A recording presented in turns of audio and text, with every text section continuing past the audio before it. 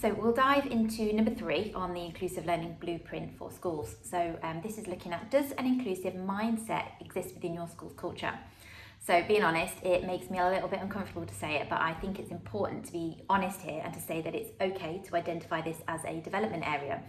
And actually the most proactive and inclusive schools are the ones who can evaluate themselves honestly against this and, where necessary, identify where and how improvements can be made. I think it's a bit of an elephant in the room sometimes, but I'm going to say it. An inclusive school mindset and culture understands and demonstrates the importance of providing for all learners within a classroom.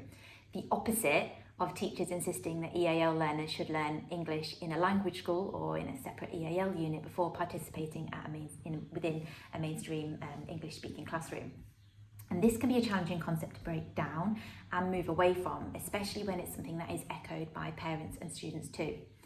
And what I find most of the time is that this doesn't come from a bad place, or all of the time. With teachers, it comes from a lack of confidence in how to teach for linguistic diversity within a mainstream classroom. Among parents and students, it comes from a fear that their progress will be disadvantaged by learning being pitched at a lower level of challenge. So what are the solutions to move through this?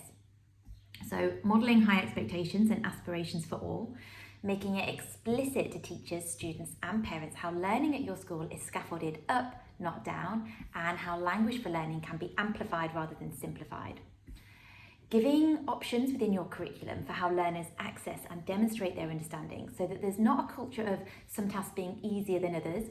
Rather, learning is led by student independence and self-direction based on their learning preferences and confidence with different skills and different concepts. And SLT can identify and embed a common language around inclusion. How do you want staff at your school to talk about inclusive learning? How do you want them to talk about EAL and send adaptations to the curriculum and support? Where and how can you model this common language so that it is lived and breathed through the day-to-day running of your school next year?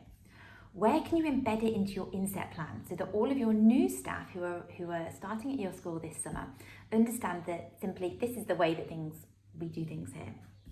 And how can you create a greater sense of responsibility among staff to own their own role within the creation of a positive collective mindset around educational inclusion at your school?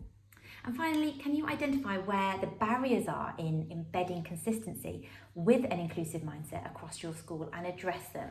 So, for example, if you identify that one of the key barriers is that teachers are worried about the exam results relating to new EAL students who arrive mid-year, then targeting and action planning the support that can be put in place to help teachers adapt their curriculum for mid-year new EAL arrivals who are new to English. We've only scratched the surface here, but if you have found this helpful or interesting, it would be great if you could comment or share or repost. And if you want to discuss this in relation to your own context, make sure you book in a free consultation via my website, www.ealinclusive.com, or email me directly, anna@ealinclusive.com.